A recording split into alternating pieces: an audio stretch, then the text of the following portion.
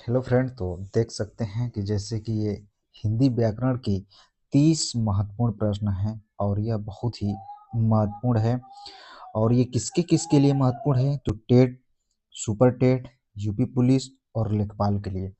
ये जो हिंदी का ये 30 प्रश्न है, ये समझिए कि आपके एग्जाम से बहुत ही ज़्यादा महत्वपूर्ण है और जो आने वाले एग्जाम हैं उनके लिए बहुत महत्वपूर्ण है। और ये बहुत अच्छे लेवल के क्वेश्चन लिए गए हैं। तो चलिए आगे देखते हैं। तो जो मित्र चैनल पे नए हैं, चैनल को लाइक सब्सक्राइब शेयर कर लीजिएगा। तो ये देखिए, ये सब यही प्रश्न हैं, आपको एक वे में दिखा देते हैं। ये सब प्रश्नोत्तर ही है। तो चलिए शुरुआत करते हैं। अपने सबसे पहले पहले प्रश्न को शुरुआत करते हैं। तो जो हमारा सबसे पहला प्रश्न है, इधर आप देख सकते हैं कि क्या लिखा है। थोड़ा सा और बड़ा कर लेते हैं। लिखा क्या है तो देखिए इधर। तो इसको हम हटा लेते हैं। हाँ देखिए, लिखा है सबसे पहला प्रश्न कि कमल शब्द का पर्यायवाची कौन सा है। लिखा है कि कमल शब्द का पर्यायवाची कौन सा है। ऑप्शन में है पंकज, ऑप्शन बी में है पवन, ऑप्शन सी में है पतंग और ऑप्शन डी में है पुष्प।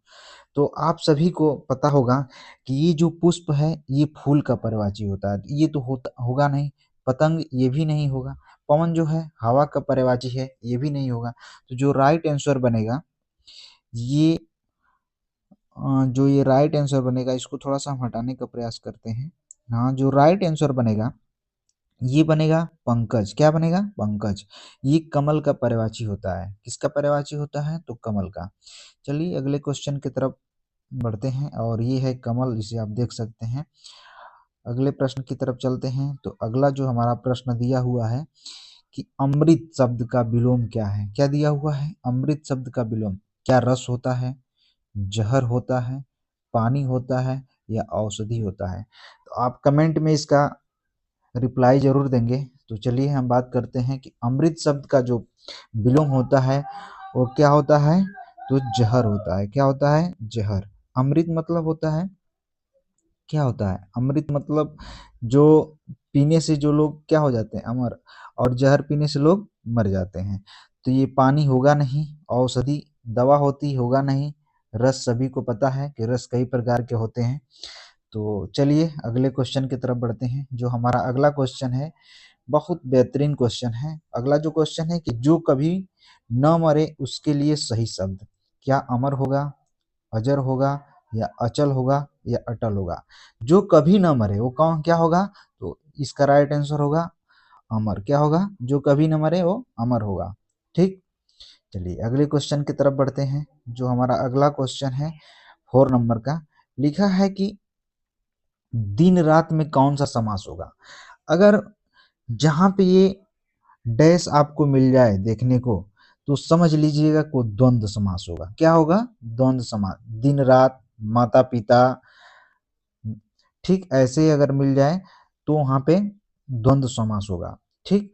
लेकिन वो विपरीत होना चाहिए। अगर हुबहू शब्द हो तो वहां पे बहुब्रीहि समास हो जाएगा। क्या हो जाएगा? जैसे हुबहू शब्द हो जाए, भाई भाई हो जाए, बहन बहन, तो वहां पे बहुब्रीहि समास होगा। ठीक। अगले क्वेश्चन की तरफ हम चलते हैं। जो हमारा अगला क्वेश्चन है, लिखा है कि विद्यार्थी शब्द में कौन सा उपसर्ग है। क्या विद है या बी है या अर्थ है या थी है? तो जो इसमें विद्यार्थी जो है ये दो शब्दों से मिलकर बना है, विद्या धन अर्थी। ठीक। इसमें जो वी होगा वो वी उपसर्ग होगा। क्या होगा? वी उपसर्ग। ठीक। चलिए अगले क्वेश्चन की तरफ चलते हैं। अगला जो क्वेश्चन है, लिखा है कि राम ने फल खाया में कौन सी क्रिया है। क्या राम क्रिया है, ने क्रिया है, फल है या खाया है? तो इसमें आप बताएंगे कि कौन सा है। तो इसमें खाया। राम क्या कर रहा है? खाने का कार्य कर रहा है ना। राम क्या कर रहा है? खाने का कार्य कर रहा है, तो वही होगा, फल होगा नहीं। फल तो एक अपने आप में वो हो जाएगा, राम करता हो जाएगा। ठीक। तो ये होगा नहीं, तो क्या होगा? खाया। यानी खाने का ही काम कर रहा है ना राम, तो यही होगा, इसमें क्रिया होगी। चलिए ठीक है। अगले प्रश्न पे चलते हैं। जो हमारा अगला प्रश्न है, ये लिखा है कि सुंदर शब्द का भाववाचक संज्ञा रूप क्या होगा। सुंदर क्या सदुक्कड़ होगा? एकदम गलत। सौंदर्यवान होगा? ये भी गलत। सुंदरी होगा? ये भी गलत। सुंदरता होगा? क्या होगा? सुंदरता। सुंदर का क्या होगा? सुंदरता। ठीक। चलिए अगले प्रश्न की तरफ बढ़ते हैं। आप इसे देख सकते हैं, ये कितना मनमोहक तस्वीर यहाँ पे लगी हुई है। अगले प्रश्न की तरफ बढ़ते हैं। जो हमारा अगला प्रश्न है कि खाना शब्द में कौन सा कारक है? कर्ता कारक है, कर्म कारक है, करण कारक है या संप्रदान कारक है? तो आप इसका कमेंट करेंगे कि खाना शब्द में कौन सा कारक है। तो इसमें क्या होगा, खाना क्या कर रहा है, यानी कोई खाना खा रहा है ना, तो क्या कर रहा है, कर्म कर रहा है। क्या कर रहा है, कर्म कर रहा है, तो कर्म कारक होगा। क्या होगा, कर्म कारक होगा। चलिए ठीक है, अगले प्रश्न की तरफ बढ़ते हैं। लिखा है कि जो पढ़ा लिखा न हो उसे क्या कहते हैं? देखिए ये प्रश्न एकदम विवादित है। क्या है, विवादित। यहाँ पे अशिक्षित भी होगा और अनपढ़ भी होगा, लेकिन सबसे सटीक आंसर इसमें क्या होगा, अगर ऑप्शन दोनों दिया है तो सबसे सटीक आंसर क्या होगा, अनपढ़ होगा। क्या होगा, अनपढ़। जो पढ़ा लिखा न हो, यानी एकदम वो बैल हो। अशिक्षित मतलब होता है थोड़ा बहुत जानता है, उसको मतलब ज्ञान है, लेकिन यहाँ पे क्या होगा, अनपढ़। ये मैटर है कोर्ट का। अगर ऐसा प्रश्न अगर दिया तो ये जाएगा कोर्ट में भाई, साफ साफ। लेकिन हम प्राथमिकता किसको देंगे, अनपढ़, ये सही होगा। ठीक, चलिए अगले प्रश्न की तरफ चलते हैं। तो जो हमारा अगला प्रश्न है कि लिखा है कि वह बहुत तेज दौड़ता है में विशेषण कौन सा है? वह है कि बहुत है कि तेज है कि दौड़ता है? इसमें विशेषण कौन सा है भाई? वह बहुत तेज दौड़ता है, तो क्या, कौन तेज दौड़ता है, वह, तो वह क्या हो जाएगा, ये वह एक क्या हो जाएगा, कर्ता, यानी संज्ञा हो जाएगा। ठीक, कर्ता हो जाएगा। लेकिन क्या कर रहा है, बहुत तेज, तो तेज क्या हो जाएगा, यही विशेषण हो जाएगा। क्या हो जाएगा, दौड़ रहा है, क्या दौड़ रहा है, बहुत तेज दौड़ रहा है भाई। ठीक, अगले प्रश्न की तरफ चलते हैं। तो जो हमारा अगला प्रश्न है कि जल का तत्सम रूप क्या होगा? बहुत बढ़िया क्वेश्चन है। जल का तत्सम रूप क्या होगा? क्या नीर होगा, क्या पानी होगा, वरी होगा या जल होगा? तो जो इसका राइट आंसर बनेगा वो होगा पानी। क्या बनेगा, पानी। तत्सम रूप है पानी। ठीक, और बाकी ये सब तद्भव है। क्या है, बाकी सब ये तद्भव है, जितने हैं ये सब तद्भव है। बस इसमें से पानी जो है ये तत्सम रूप है। तत्सम रूप किसे कहते हैं? जो संस्कृत से उत्पन्न हुआ हो, जो संस्कृत से उत्पन्न हुआ हो, संस्कृत शब्द से जो उत्पन्न हुआ हो उसको हम तत्सम रूप कहते हैं। ठीक, चलिए अगले क्वेश्चन की तरफ चलते हैं। तो जो हमारा अगला क्वेश्चन है कि माता पिता में कौन सा समास है? क्या है, माता पिता में कौन समास है? देखिए वही क्वेश्चन आ गया सेम जो अभी बताए थे, द्वंद्व समास। कौन सा होगा, द्वंद्व समास। ठीक, माता पिता। ठीक, चलिए अगले क्वेश्चन की तरफ बढ़ते हैं। तो जो हमारा अगला क्वेश्चन है कि अंधकार शब्द का विलोम क्या होगा? भाई थोड़ा सा और बड़ा कर लेते हैं कि अंधकार शब्द का क्या विलोम होगा? उजाला होगा या रात्रि होगी या दीपक होगा या प्रकाशमान होगा? ये भी गलत, ये भी गलत, ये भी गलत। तो सही कौन सा हुआ? उजाला। अंधकार का शब्द का विलोम क्या होगा? उजाला।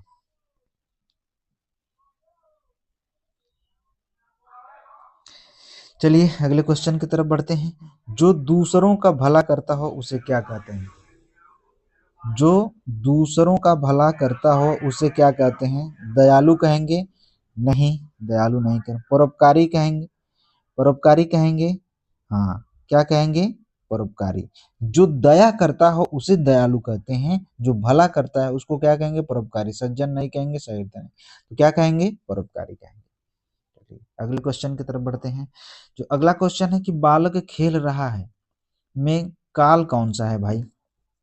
तो भूतपूर्व, यानी कि भूतकाल, ये बीत चुका है, नहीं ये होगा नहीं। भविष्य काल, अभी आने वाला है, भविष्य आने वाला है, ये भी नहीं होगा। भूत, पूर्ण भूत, यानी कि पूर्ण रूप से क्या हो गया है, खत्म हो चुका है, यानी कि बालक खेल चुका है, ये भी नहीं होगा। तो क्या होगा इसका, इसका राइट आंसर वर्तमान काल। क्या होगा? अपूर्ण वर्तमान काल। क्या होगा? अपूर्ण वर्तमान काल। अभी ये कार्य पूरा नहीं हुआ है, खेलने का कार्य अभी पूरा नहीं, तो ये अपूर्ण वर्तमान काल। अपूर्ण वर्तमान काल, अभी तो खेल रहा है बालक, अभी क्या कर रहे हैं, सब अभी खेल रहे हैं, अभी पूरा नहीं हुआ है। चलिए अगले क्वेश्चन की तरफ बढ़ते हैं। जो हमारा अगला क्वेश्चन है कि गाय दूध देती है में संज्ञा कौन सा है? भाई ये एकदम आसान क्वेश्चन है। ये गाय है और ये दूध देती है, तो इसमें संज्ञा कौन सा होता है? तो भैया इसमें गाय संज्ञा होगा और बाकी सब क्या होगा? रांग होगा। ठीक, चलिए गाय इसमें क्या हो जाएगा? संज्ञा। अगले क्वेश्चन की तरफ बढ़ते हैं। तो जो हमारा अगला क्वेश्चन है कि अन्याय शब्द में उपसर्ग कौन सा है। ठीक, तो देखिए इसका जो बनेगा अन, अन धन न्याय। क्या बनेगा? अन धन न्याय, अन्याय। तो इसमें उपसर्ग कौन सा लगेगा? अन। कौन उपसर्ग लगेगा? अन उपसर्ग लगेगा। ठीक, उपसर्ग क्या होता है? किसी शब्द से क्या होता है? पहले लगता है। प्रत्यय कब लगता है? बाद में लगता है। चलिए इसको जानते रहिए। चलिए अगले क्वेश्चन की तरफ बढ़ते हैं। जो हमारा अगला क्वेश्चन है कि सत्य शब्द का विलोम क्या है भाई। तो सत्य का विलोम आप पाप होगा नहीं, दोष होगा नहीं, कपट होगा नहीं, तो क्या होगा? झूठ। सत्य का विलोम क्या होगा? झूठ। ठीक, चलिए अगले क्वेश्चन की तरफ बढ़ते हैं। जो हमारा अगला क्वेश्चन है कि रामायण के रचयिता कौन है, इसको भी जान लीजिए। जो तुलसीदास थे वो किसके रचयिता थे? तो रामचरितमानस के थे। रामचरितमानस, रामचरितमानस के थे। ठीक, रामचरितमानस के थे। वाल्मीकि जो हैं ये किसके रचयिता हैं? तो रामायण के हैं। किसके हैं? रामायण के। ठीक, वेद व्यास किसके थे? वेद व्यास महाभारत के थे। महाभारत के थे वेद व्यास। ठीक, कालिदास अभिज्ञान शकुंतलम, अभिज्ञान शकुंतलम, उर्वशी और सॉरी उर्वशी नहीं, अभिज्ञान शकुंतलम और बहुत सारे अभी देखिए इनके माइंड में भी चढ़ नहीं रहा है दोस्तों इनका रचना। थोड़ा सा माइंड से उतर गई है। बहुत सारी इनकी रघुकुल और अभिज्ञान शाकुंतलम, भरत, ऐसी कई ऐसी इनकी रचनाएं हैं जो कि कालिदास ने लिखी हैं। अभी दिमाग पे उतना चढ़ नहीं रहा है। चलिए अगले क्वेश्चन की तरफ हम चलते हैं। बहुत अधिक बोलने वाला व्यक्ति क्या कहलाता है? तो वाचाल कहलाता है। क्या कहलाता है? वाचाल। गंभीर होगा नहीं, शांत होगा नहीं, मितभाषी तो झूठ बोलता है। क्या बोलता है? झूठ। बहुत बोलने वाला वाचाल कहते हैं। क्या कहते हैं उसको? वाचाल। चलिए अगले क्वेश्चन की तरफ चलते हैं। तो जो हमारा अगला क्वेश्चन है कि नदी शब्द का बहुवचन क्या होगा भाई। तो देखिए यहाँ पे नदिया लिखा है, ये होगा नहीं, नदिया। नदियां ये लिखा है, नदिये, नदियां ये होगा। ये देख लीजिए ध्यान से। नदी शब्द का विलोम बहुवचन क्या होगा? नदियां। ठीक, चलिए अगले क्वेश्चन पे। जो दिखाई न दे उसे, उसके लिए सही शब्द। जो दिखाई न दे उसके लिए सही शब्द क्या होगा? तो अचूक होगा नो, अनोखा होगा नो, अस्पष्ट होगा नो, अदृश्य। क्या होगा? अदृश्य। जो दिखाई न दे, जो अदृश्य हो। सूर्यास्त में कौन सा समास होगा? सूर्य का अस्त। सूर्य का अस्त। द्वंद्व होगा नहीं तो कर्मधारय होगा नहीं, बहुब्रीहि होगा नहीं तो तत्पुरुष। सूर्य का अस्त तत्पुरुष समास होगा। सूर्य का अस्त, सूर्य का अस्त। ठीक, इसका समास विग्रह होगा सूर्य का अस्त। चलिए अगले क्वेश्चन तरफ चलते हैं। जो अगला हमारा क्वेश्चन है, लाल फूल में कौन सा विशेषण भाई। सीधा सीधा लाल विशेषण। फूल की विशेषता कौन बता रहा है? लाल बता रहा है कि फूल लाल है, तो इसका आंसर क्या हो जाएगा? लाल। चलिए अगले क्वेश्चन की तरफ चलते हैं कि बालिका शब्द का पुल्लिंग रूप क्या है भाई। तो बालक है। पुल्लिंग रूप क्या हो जाएगा? बालक। बच्चा होगा नहीं, कुमार होगा नहीं, बाल होगा नहीं, तो क्या हो जाएगा? बालक। 26 नंबर क्वेश्चन की तरफ चलते हैं कि भूख से व्याकुल का सही शब्द क्या होगा। तो दुखी होगा नहीं भाई, जो भूख से व्याकुल होगा वो दुखी होगा? एकदम नहीं। संतप्त होगा? ये भी नहीं। पीड़ित होगा? नहीं। क्षुधित होगा? क्या होगा? क्षुधित। लोग कहते हैं ना देसी बोलचाल भाषा में कि क्षुधातुर हो क्या। क्या कहते हैं? एकदम क्षुधातुर होगा, तो उसी से बना है क्षुधित। क्या बना है? क्षुधित। क्षुधित या क्षुधातुर। भूख से जो व्याकुल उसको क्या कहेंगे? क्षुधित या क्षुधातुर। चलिए अगले क्वेश्चन की तरफ बढ़ते हैं। जो हमारा अगला क्वेश्चन लिखा है कि आकाश शब्द का पर्यायवाची कौन सा है। गगन होगा, धरती होगा नो, पवन होगा नो, जल होगा नो, कौन सा सही होगा? गगन। चलिए ठीक है अगले क्वेश्चन की तरफ बढ़ते हैं। जो डरता ना हो उसे क्या कहते हैं भाई। जो डरता ना हो उसे क्या करते हैं? निडर कहते हैं। निर्भय, मैंने जिसके अंदर भय ना हो उसको निर्भय कहेंगे। इसको हटा देते हैं। साहसी, जो साहस दिखाता है उसको साहस। वीर, जो वीरता दिखाता हो, लेकिन जो डरता ना उसके क्या है, निडर। क्या कहेंगे, निडर। चलिए अगले क्वेश्चन की तरफ बढ़ते हैं, 29वां नंबर क्वेश्चन पे, कि विद्यालय में कौन सा समास है? तो विद्या धन आलय, यानी कि विद्या का आलय, विद्या धन आलय। तो विद्या का आलय तो क्या हो जाएगा, तत्पुरुष समास। कौन सा होगा, तत्पुरुष समास। द्वंद्व होगा नहीं, कर्मधारय होगा नहीं, बहुव्रीहि, तो तत्पुरुष समास होगा। चलिए अगले क्वेश्चन की तरफ बढ़ते हैं। जो हमारा अगला क्वेश्चन है कि सत्य बोलना चाहिए, यह कौन सा वाक्य, सत्य बोलना चाहिए यह कौन सा वाक्य है? क्या विधान वाचक है, या आज्ञावाचक है, या प्रश्नवाचक है, या इच्छावाचक है? तो जो इसका राइट आंसर होगा, इच्छावाचक। क्या होगा, इच्छावाचक। ये होगा नहीं, ये होगा नहीं, ये होगा नहीं, तो होगा क्या, इच्छावाचक। तो आप हमें कमेंट करके जरूर बताएंगे कि कैसा लगा आज का वीडियो, और पूरा पूरा वीडियो देखने के लिए आप लोगों का बहुत बहुत धन्यवाद, और आपके एग्जाम के लिए best of luck your exam. Thank you.